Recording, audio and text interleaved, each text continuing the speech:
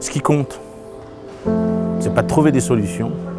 Ce qui compte, c'est de les faire émerger par les gens concernés pour qu'elles soient incarnées, pour qu'elles soient porteuses de sens, pour qu'elles transforment l'environnement, et y compris l'organisation, la société, l'entreprise, mais aussi de manière générale, tout simplement, notre manière de vivre ensemble.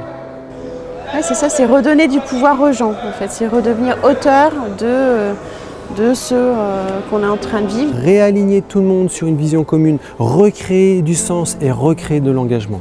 Comprendre plus l'autre, se centrer sur l'autre et les autres pour faire une synergie et aussi que le monde entre guillemets soit meilleur. Alors ça, ce serait un grand pas en avant. Pourquoi on n'est pas tous formés à la facilitation? Pourquoi est-ce qu'on n'apprend pas la facilitation à l'école? On pense aujourd'hui que tous ceux qui contribuent à activer le changement dans la société, quelle que soit leur position, eh bien, s'ils avaient des compétences en facilitation, s'ils étaient capables d'endosser le rôle du facilitateur proprement, eh bien, ça faciliterait grandement les changements autour d'eux. On voit quand même beaucoup de souffrance au travail. La facilitation, elle a vraiment toute son importance, parce que c'est vraiment redonner voix à tous les individus au sein des organisations, de vraiment permettre la libre expression de chacun. Pour pouvoir amener les groupes à réfléchir à leurs enjeux par eux-mêmes en fait. Et que chacun soit reconnu pour ce qu'il peut apporter au collectif et au groupe. Mon rôle est de faire en sorte que l'entreprise se transforme dans ses méthodes, dans ses pratiques, dans ses démarches vis-à-vis de l'extérieur, vis-à-vis de l'interne aussi.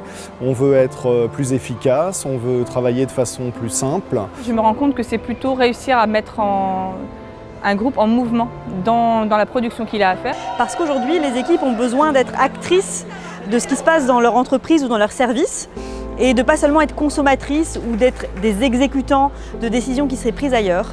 Avec nos différences, avec nos divergences, pour progressivement proposer, produire, faire émerger des idées, des propositions. De finalement rendre les temps collectifs extrêmement précieux. Et donne plus d'occasions d'expression pour chacun et donc donne l'opportunité pour l'entreprise de grandir. Parce qu'à plusieurs, on est plus intelligent que tout seul. Ça leur permet de considérer de nouveaux moyens pour réfléchir. Donc dans une entreprise, je pense que parfois on est un petit peu à court, c'est très difficile de se réengager sur un sujet, de faire émerger de nouvelles idées. C'est aussi une clé d'innovation.